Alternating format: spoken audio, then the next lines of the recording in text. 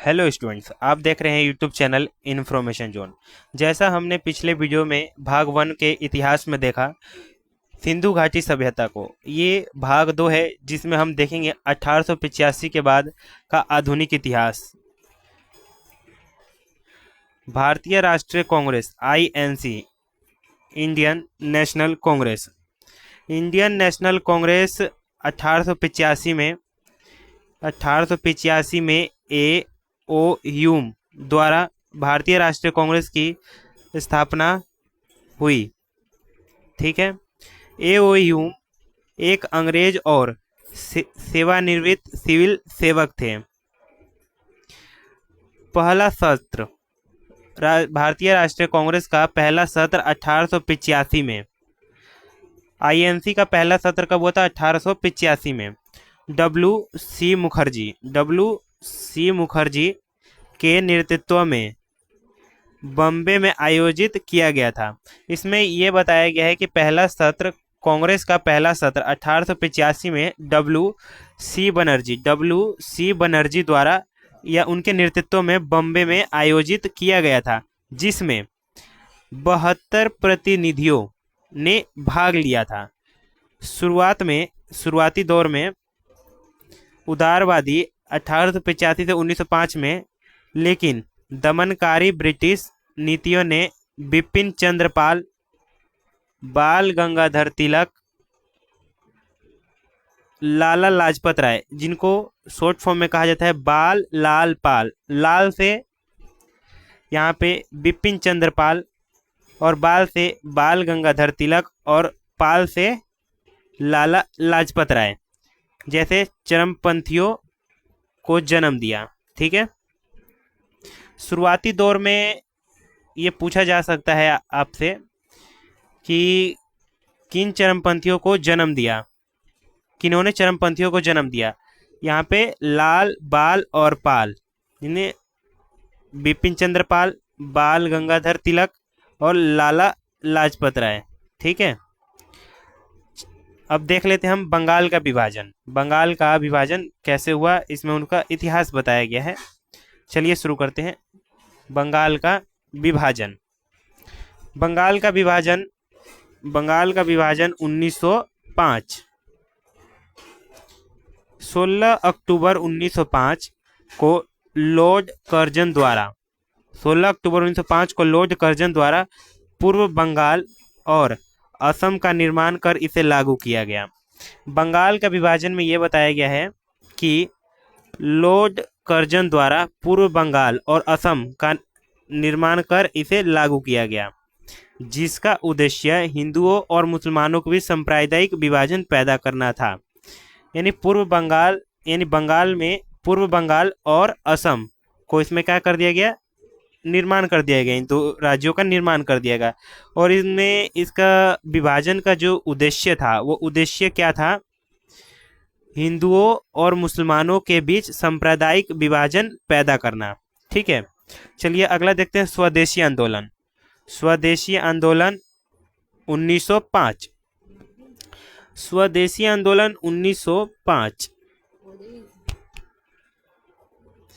लाल बाल पाल और अरबिंदो घोष के नेतृत्व में कांग्रेस ने 1905 में बातरस अधिवेशन में स्वदेशी आह्वान को अपनाया। इसमें यह बताया गया है कि लाल बाल पाल और अरबिंदो घोष के नेतृत्व में कांग्रेस ने 1905 में बातरस अधिवेशन में, एक अधिवेशन हुआ किनके नेतृत्व में? लाल बाल और पाल और अरबिंदो घोष के नेतृत्व में कांग्रेस ने क्या किया कि 1905 में बातरस अधिवेशन में स्वदेशी का आह्वान किया। ठीक है। जिसकी अध्यक्षता गोपाल कृष्ण गोखले ने की। स्वदेशी आंदोलन 1905 में यह बताया गया है, मैं आपको एक्सप्लेन कर देता हूं कि लाल बाल पाल और अरबिंदो घोष के नेतृत्व में, इनके नेतृत्व में कांग्रेस ने 1905 में बातरस अधिवेशन में स्वदेशी आह्वान को अपनाया। और इसकी अध्यक्षता कौन कर रहे थे? इनकी अध्यक्षा गोपाल कृष्ण गोखले ने की। गोपाल कृष्ण गोखले ने विदेशी वस्तुओं में को आग से जलाया। यहाँ पे ये बताया गया कि विदेशी वस्तुओं को बॉयकॉट कर दिया गया है। ठीक है, अगला देखते हैं मुस्लिम लीग का गठन। मुस्लिम लीग का गठन, मुस्लिम लीग की स्थापना दिसंबर 1906 में ढाका में आगा खान, ढाका के नवाब सलीमुल्लाह और नवाब मोहसिन उल मुल्क द्वारा की गई थी। मुस्लिम लीग की स्थापना कब की गई थी? दिसंबर 1906 में मुस्लिम लीग की स्थापना की गई थी। कहाँ की गई थी? ढाका में आगा खान, ढाका के नवाब सलीमुल्लाह और नवाब मोही उल मुल्क द्वारा की गई थी। ठीक है, इसने बंगाल के विभाजन का समर्थन किया। जो बंगाल का विभाजन 1905 में हुआ था, उनका इन लोगों ने समर्थन किया। स्वदेशी आंदोलन का विरोध किया, इसमें स्वदेशी आंदोलन का विरोध किया। मुसलमानों के लिए विशेष सुरक्षा और अलग निर्वाचन क्षेत्र की मांग की। मुसलमानों के लिए विशेष सुरक्षा और अलग निर्वाचन क्षेत्र की मांग की। किसमें? मुस्लिम लीग गठन 1906 में। ठीक है, चलिए आगे देखते हैं। अब देख लेते हैं कांग्रेस का कलकत्ता अधिवेशन 1906। कांग्रेस का कलकत्ता अधिवेशन 1906 को देख लेते हैं। इसमें क्या बताया गया है? दिसंबर 1906 में दादा भाई नौरोजी के नेतृत्व में आयोजित इस सम्मेलन, पहले तो ये देखिए कि कांग्रेस का कलकत्ता अधिवेशन दादा भाई नौरोजी के नेतृत्व में आयोजित हुआ था। ठीक है, कोलकाता अधिवेशन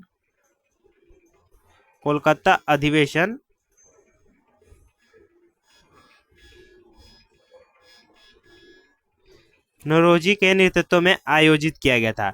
और क्या इस सम्मेलन में भारतीय लोगों के लक्ष्य के रूप में स्वराज को अपनाया गया।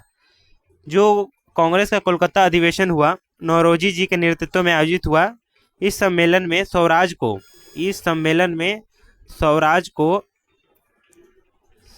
को अपनाया गया, जिसका लक्ष्य ब्रिटेन की तरह स्वशासन था। ठीक है, अब आइए देख लेते हैं सूरत विभाजन को। सूरत विभाजन में क्या बताया गया है? सूरत विभाजन 1907। सूरत का विभाजन 1907 में हुआ। ठीक है, सूरत विभाजन 1907 के सूरत अधिवेशन कब हुआ था? 1907 में सूरत का अधिवेशन हुआ था। ठीक है, 1907 के सूरत अधिवेशन में कांग्रेस गरम दल और नरम दल में विभाजित हो गई। 1907 में क्या हुआ? सूरत अधिवेशन में जो कांग्रेस है वो गरम दल और नरम दल दो भाग में विभाजित हो गई। गरम दल का नेतृत्व कौन कर रहा था? गरम दल का नेतृत्व तिलक, लाजपत राय और बिपिन चंद्र पाल। बाल गंगाधर तिलक, लाला लाजपत राय और बिपिन चंद्र पाल कर रहे थे। ठीक है, ये पूछा जा सकता है कि गरम दल का नेतृत्व कौन करता?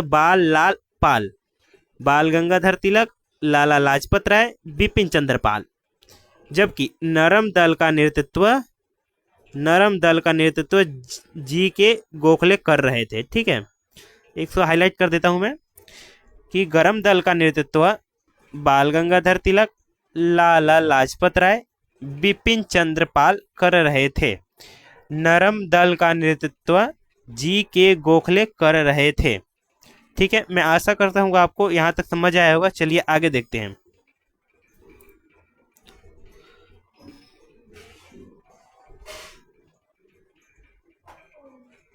अलीपुर बम केस 1908। अलीपुर बम केस 1908 को देखते हैं।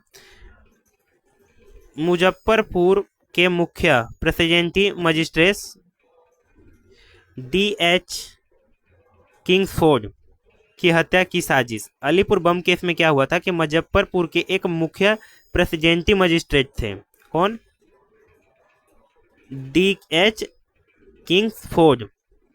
जिसमें उनकी हत्या का साजिश किया गया था। क्या किया गया था? उनकी हत्या का यहाँ साजिश किया गया था। 30 अप्रैल 1908 को खुदीराम बोस क्या बताया गया है कि 30 अप्रैल 1908 को खुदीराम बोस प्रफुल्ल चाकी द्वारा बम फेंके गए। अलीपुर बम केस में ये हुआ था 1908 में कि मुजफ्फरपुर के एक मुख्य प्रेसिडेंटी थे मजिस्ट्रेट D.H. किंग्सफोर्ड, इनमें उनकी हत्या की साजिश की गया था। ठीक है, और उसी प्रेसिडेंसी में क्या हुआ कि 30 अप्रैल 1908 को 30 अप्रैल 1908 को खुदीराम बोस और प्रफुल्ल चाकी द्वारा वहां बम फेंक दिया गया है। ठीक है, इसी को अलीपुर बम केस का नाम दिया गया 1908। ठीक है, अगला देखते हैं मोर्ले मिंटो सुधार 1909। लॉर्ड मिंटो वायसराय मोर्ले राज्य सचिव द्वारा प्रस्तुत मुसलमानों के लिए एक अलग निर्वाचक मंडल की स्थापना की गई। आपसे पूछा जाए कि मोर्ले मिंटो सुधार क्या है, तो इसमें मिंटो और मोर्ले, जो मिंटो थे वो वायसराय थे और जो मोर्ले थे वो राज्य सचिव थे, इनके द्वारा मुसलमानों के लिए अलग निर्वाचक मंडल की स्थापना की गई। ठीक है, जिसके संस्थागत सांप्रदायिकता की नींव पड़ी। जिससे किसकी नींव पड़ी? जिससे संस्थागत सांप्रदायिकता की नींव पड़ी। ठीक है, चलिए आगे देखते हैं। लॉर्ड हार्डिंग का आगमन 1910। ठीक है, 1910 1916 1910 से लेके 1916 यानी 6 साल, ठीक है, तक भारत का वायसराय रहे। लॉर्ड हार्डिंग जो थे वो 1910 से 1916 तक भारत के क्या रहे? वायसराय।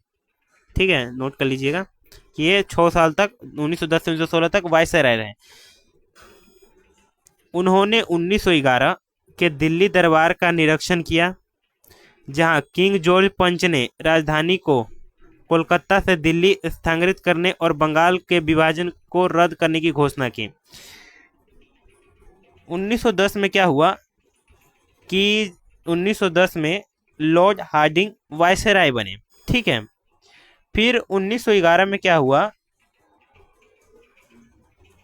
उन्होंने दिल्ली दरबार का निरीक्षण किया, जहां किंग जॉर्ज पंचम ने राजधानी को कोलकाता से दिल्ली, उस समय भारत की राजधानी कोलकाता थी, प्रस्ताव रखा गया होगा कि कोलकाता की जो कोलकाता राजधानी है कोलकाता से दिल्ली कर दिया जाए, स्थानांतरित करने यानी ट्रांसफर करना, और बंगाल के विभाजन को रद्द करने की घोषणा की। किसने घोषणा की? किंग जॉर्ज पंचम ने। ठीक है, चलिए अब देखते हैं दिल्ली षड्यंत्र केस 1912 क्या है। दिल्ली षड्यंत्र केस 1912 जो ये 1885 के बाद का आधुनिक इतिहास है, मेरे हिसाब से ये ग्रुप डी वाले बच्चों के लिए सबसे ज़्यादा यूजफुल है। ठीक है, चलिए देखते हैं दिल्ली षड्यंत्र केस। ये दिल्ली षड्यंत्र केस क्या है? दिल्ली षड्यंत्र केस 1912 23 दिसंबर 1912 को रास बिहारी बोस 23 दिसंबर 1912 रास बिहारी बोस द्वारा लॉर्ड हार्डिंग की हत्या का प्रयास किया गया। ठीक है, दिल्ली षड्यंत्र केस 1912 क्या है कि 23 दिसंबर 1912 को रास बिहारी बोस द्वारा लॉर्ड हार्डिंग की हत्या का प्रयास किया गया। ठीक है, इसको नोट कर लीजिएगा, दिल्ली षड्यंत्र केस यही है। अब गद्दार पार्टी 1913 क्या है, इसको देखते हैं। गद्दार पार्टी 1913, चलिए देखो बेटा, लाला हरदयाल, तारकनाथ दास, मोहन सिंह भकना, ये पूरा नाम है,